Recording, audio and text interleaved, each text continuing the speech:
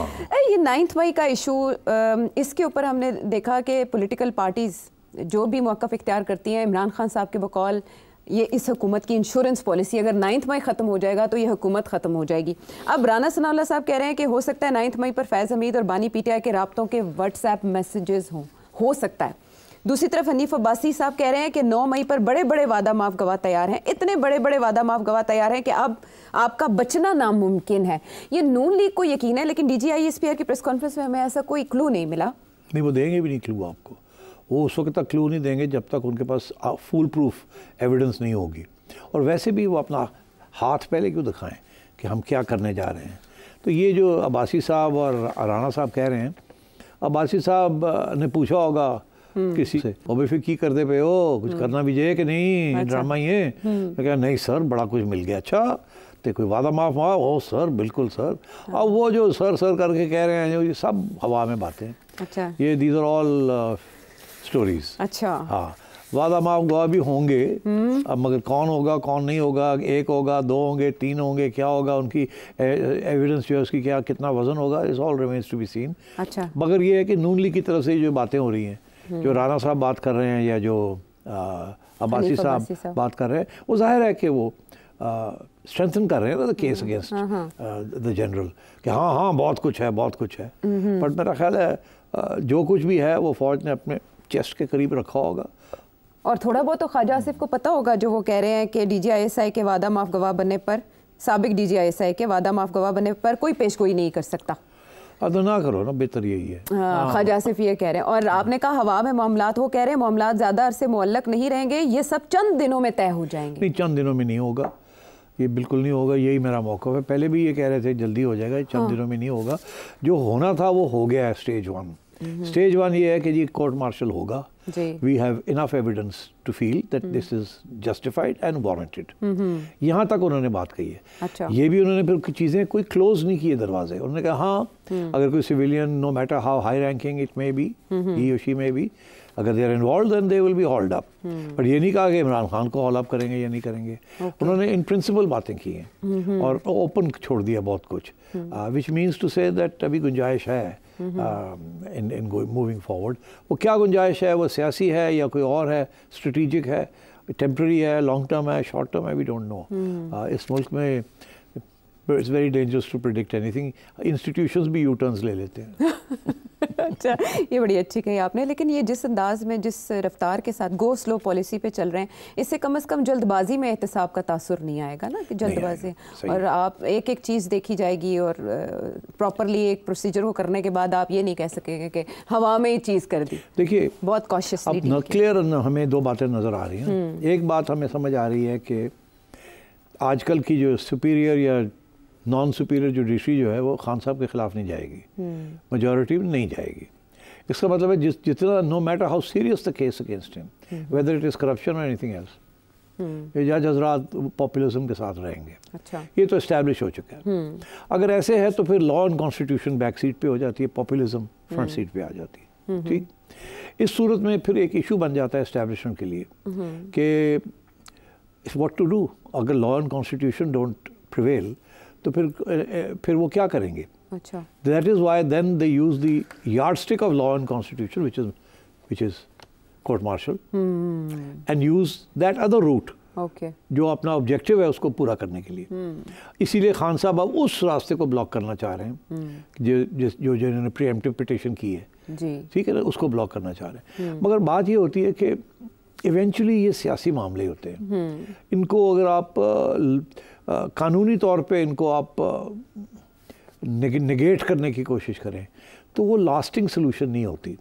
Lasting solution in a system like ours way constitution, law, ये सारी चीज़ें, इनकी काफ़ी अहमियत है। We are not a one party system और अ कम्युनिस्ट सिस्टम और ऑटो डिक्टेटरशिप कि जो आप चाहें कर लें। अब ऐसी सूरत हाल नहीं है। हमारी एक कॉन्स्टिट्यूशनल हिस्ट्री है एंड लॉ की हिस्ट्री है एंड जस्टिस की हिस्ट्री है। वो और बात है कि उसमें टिल्ट्स थे from time to time, but इस दफ़ा the tilt is on the other side. तो इसलिए गुंजाइश है for negotiation, for finding a political solution. But मैं हमेशा ये कहता हूँ कि वो डिपेंड करता है इमरान खान के ऊपर, बिकॉज ये क्लियर है जो मैंने कहा ना, एक बात कि जी वो रास्ता ढूंढेंगे। दूसरी बात ये कि unless there is a political solution, अच्छा, one step by step, the establishment and government will move in one direction, which is the anti direction. वो मजबूरी है, they have no choice but to go there. तो अगर तो खान साहब ने settlement करनी है जी, तो मेरा ख्याल है settlement is not difficult. Khan साहब has the power to do a U turn and to say okay we will not establishment अपनी जगह पे, हम गवर्नमेंट के साथ बात करते हैं, give us a free and fair election. Okay, ये मुश्किल हालात है नेशनल इंटरेस्ट में, आप 2-3 साल चला लें, आपके 4 साल रह गए हैं, ऐसे ही है ना इस गवर्नमेंट के जी, तो 4 साल रहने देना, आप मेहरबानी करें, 1 साल और ले लें, अच्छा, फिर इलेक्शन करा लें और मुझे मेरे केसेस विड्रॉ करें, अच्छा, और मेरे लोगों को रिलीज़ करें, ठीक है, और आर्मी चीफ को एक्सटेंशन ना दें. अच्छा, ये उनकी मैक्सिमम डिमांड हो सकती है, मगर ये फिर इसके ऊपर नेगोशिएशन होगी ठीक, कि नहीं हमें ये नहीं ये नहीं ये नहीं, तो एक करके कोई सेटलमेंट करें जिसके साथ रास्ता भी खुले. और ये जो क्लैश है between N immovable object and N irresistible force, ये क्लैश अवॉइड हो जाए, बिकॉज इसके अंदर ये सिर्फ between the institution and Khan साहब नहीं है, it's between institutions also, which is very bad for law, constitution and integrity of this country. आप एक देर पा सोल्यूशन की बात कर रहे हैं, उसकी तरफ थोड़ा बहुत कदम बढ़ने शुरू हुए हैं, लेकिन दूसरी तरफ इमरान खान साहब जब जेल में बात करते हैं तो वो अपनी शराइत हैं जो इससे पहले वो करते आए. अब 8 सितंबर को पाकिस्तान तहरीक इंसाफ जो जलसा करने जा रही है उसको लेकर बहुत सी कयास आराइयाँ हैं. इजाज़त मिल गई इंतज़ामिया की जानिब से, लेकिन जलसे का मकाम तब्दील हो गया. दूसरी तरफ ये भी पूछा जा रहा है कि अब की बार क्या पाकिस्तान तहरीक इंसाफ जलसा कर पाएगी, क्योंकि इमरान खान साहब कहते हैं कि जलसे के हैं 3 मकासद, उनमें से कुछ सेठी साहब ने बयान किए, हूबहू वही मकासद हैं. पाकिस्तान तहरीक इंसाफ के साथ इन मामलात को लेकर किस हद तक बातचीत मुमकिन हो पाएगी अगर हुकूमत कोई एफर्ट करती है? ब्रेक के बाद.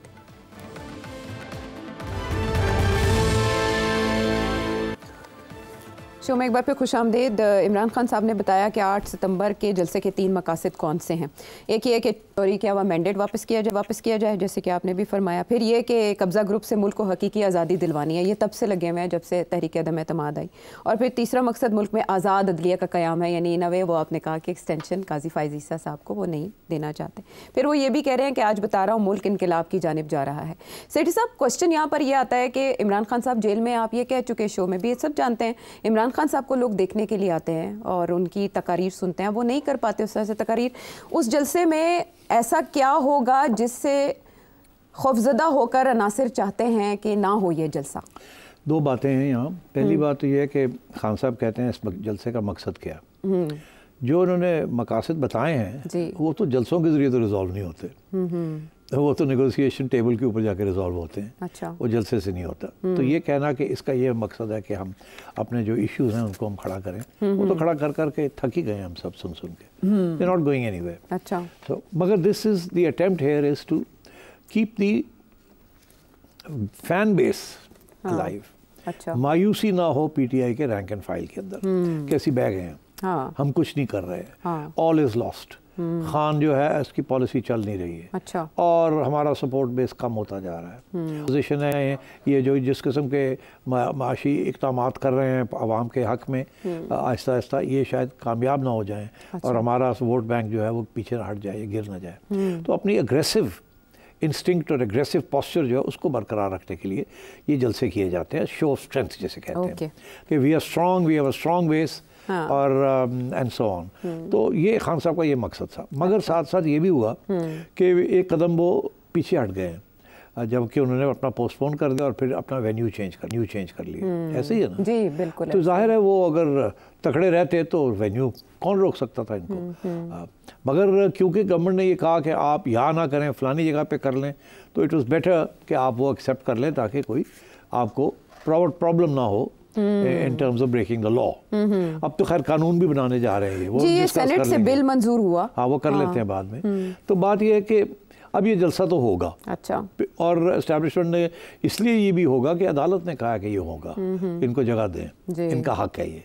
अगर अदालत ये उनके फैसला ना करती तो शायद इनको इजाज़त ही ना मिलती. मगर अब अदालत ने जो कह दिया है एडमिनिस्ट्रेशन को कि जलसा होगा, अगर इनका हक बनता है, फ्रीडम ऑफ स्पीच, असेंबली, वाह वाह ब्ला ब्ला ब्ला ब्ला, तो अब उनको जगह तो देनी थी. उन्होंने जो एक्सक्यूज़ लिया था सिक्योरिटी का वगैरह का, वो हो गया. तो अब they have to give them a safe place and protect them. अच्छा. तो वो अब इन्होंने दिया, इनको जगह दी है और ये कह रहे हैं हम वहाँ जा रहे हैं. ये जाएंगे. मेरा पहले दिन से ये मौक़िफ़ है कि अगर खान साहब इसको शो ऑफ स्ट्रेंथ करना चाह रहे हैं तो इस्टेब्लिशमेंट और गवर्नमेंट का ये मजबूरी होगी कि उसको शो ऑफ स्ट्रेंथ ना होने दें, जलसा भी हो और ना हो और शो ऑफ स्ट्रेंथ ना हो। अच्छा। तो जो हर किस्म की रुकावट क्रिएट की जाएगी जो कि वो कर सकते हैं। अच्छा। जिसके ऊपर कोई एतराज़ नहीं हो सकता कि आपने ये कंटेनर्स क्यों लगा दिए, आपने ये रास्ते क्यों बंद कर दिए। वो एडमिनिस्ट्रेशन कैन ऑलवेज से कि ट्रैफिक प्लान था, ये था, वो था, वगैरह वगैरह वगैरह। तो मेरा ख्याल है कि इतना बड़ा जलसा ये नहीं होगा। अच्छा। अगर खान साहब को ये ख्याल है कि लाख बंदा आ जाएगा, मेरा ख्याल है अगर 20,000 बंदा भी आ गया तो बहुत बड़ी गनीमत होगी। इट विल बी एक बिग अचीवमेंट। अच्छा। So we have to wait and see. मगर सवाल आपका बड़ा वैलिड था कि खान साहब के बगैर जलसा कैसे होगा। अब अमीन गंडापुर को सुनने के लिए तो वो KP के कुछ लोग तो सुन लेते हैं और पुलिस फोर्स निकाल लेती है लोगों को, और पार्टी भी स्ट्रांग है KP में। मगर यहाँ तक लोगों को लाना तो पिंडी के लोग तो कुछ आ ही जाएंगे, मगर रुकावटें होंगी उनके लिए। KP से भी 2-3 हज़ार शायद लोग आ जाएं, पर आपने देखा लोग आते कैसे गाड़ियों में। अब गाड़ियों के जलसे के साथ तो जलसे नहीं बनते ना, वो तो बसों के जलसों के साथ बनते हैं। तो क्या इस किस्म की इंतज़ामिया है, वो होगी अगर KP गवर्नमेंट फुल फ्लेज्ड अपना सपोर्ट करे और बसेस का भी इंतज़ाम करे आउट ऑफ एक्सचेकर फंड्स, और वो पार्टी को दे और लोग जो हैं बसेस भर भर के ये लोग लेके आए। मगर उनके लिए भी रास्ते में रुकावटें होंगी, मैं आपको लिख के दे देता हूँ। अच्छा। नहीं जाने देंगे, बहुत को रोक लेंगे, डिले कराएंगे, ये करेंगे, वो करेंगे, रोड ब्लॉक्स होंगे, वगैरह वगैरह। तो I don't think it will be a big जलसा। Okay. If it is a big जलसा, well done, I will say well done, क्योंकि कोशिश इस गवर्नमेंट की यही होगी कि बड़ा जलसा ना हो। अच्छा। तो अगर ये कर लेते हैं उसके बावजूद तो all marks to them, my hat off to them, but we have to wait and see. मगर at the end of the day उस जलसे का जो भी मकसद है वो पूरा नहीं होगा। वो शो ऑफ स्ट्रेंथ जो है वो नहीं हो पाएगी। शो ऑफ स्ट्रेंथ अगर होती तो इतनी पॉपुलिज्म है खान साहब के हक में, तो अभी तक वो उसका पता ना चल जाता उसका असर कितना है और कितना नहीं है। जैसे मीनारे पाकिस्तान का जलसा। तो वो तो है नहीं, सबको पता है कि खान साहब का बहुत बड़ा सपोर्ट बेस है। तो वो दिखाने की अब क्या ज़रूरत है, सबको पता ही है। हर पोल जो है वो कहता है कि खान साहब हैज़ लॉट ऑफ सपोर्ट। और अगर आप वर्बल जाके वॉक्स पॉपुलाई भी ले लें तो सारे 10 में से 6-7 लोग जो है वो खुल के कहते हैं हम तो खान के सपोर्टर हैं। आप पंजाब में ले लें, KP में तो ज़्यादा कहेंगे, सिंध में कम कहेंगे, बलूचिस्तान में कम कहेंगे, मगर पंजाब में कहेंगे और KP में कहेंगे। That will constitute over 50-60% of the voting public. तो ये इस किस्म की सिचुएशन है। अच्छा। But I don't think Khan will achieve his objective.